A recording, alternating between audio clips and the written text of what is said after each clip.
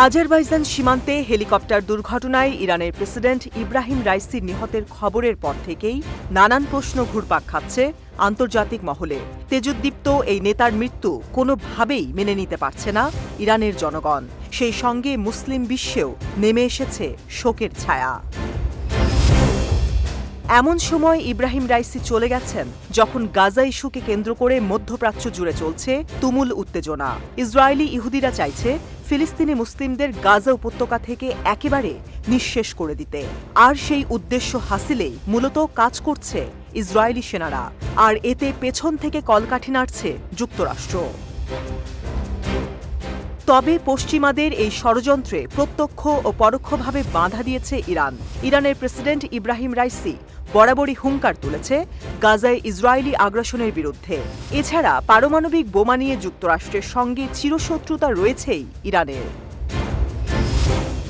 এসব ঘটনা আমলে নিয়ে অনেকের মনে প্রশ্ন জেগেছে, ইরানের প্রেসিডেন্ট নিহতের বিষয়টি নিছক দুর্ঘটনা, নাকি এর পেছনে রয়েছে গভীর কোনো ষড়যন্ত্র যা এখনও বেরিয়ে আসেনি জনসম্মুখে। ইউরোপিয়ান পার্লামেন্টের সাবেক সদস্য নিক গ্রিফিন বলেন, গাজা কিংবা ইরান ইস্যুতে ইসরায়েলের জাতীয় গোয়েন্দা সংস্থা মোসাদ জড়িত, আর বিষয়টি মোটেও আশ্চর্যের নয়।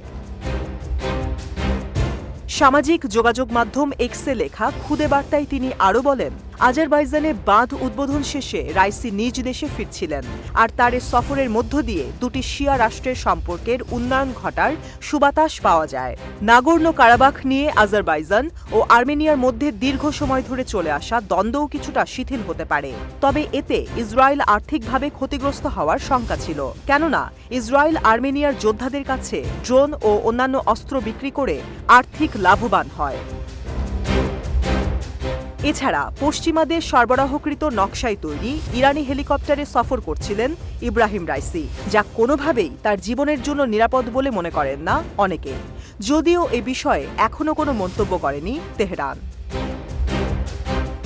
সবকিছু মিলেই সামাজিক যোগাযোগ মাধ্যমে ইব্রাহিম রাইসির মৃত্যু নিয়ে চলছে ব্যাপক তোলপাড়।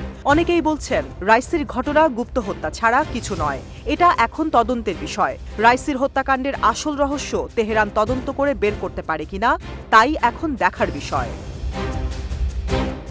এদিকে ইরানের প্রেসিডেন্ট ইব্রাহিম রাইসির হত্যাকাণ্ডের সঙ্গে যুক্তরাষ্ট্র জড়িত নয় বলে সাফাই গিয়েছেন ইসরায়েল। সোমবার আনুষ্ঠানিক বক্তব্যে নিজেদের অবস্থান পরিষ্কার করে তারা।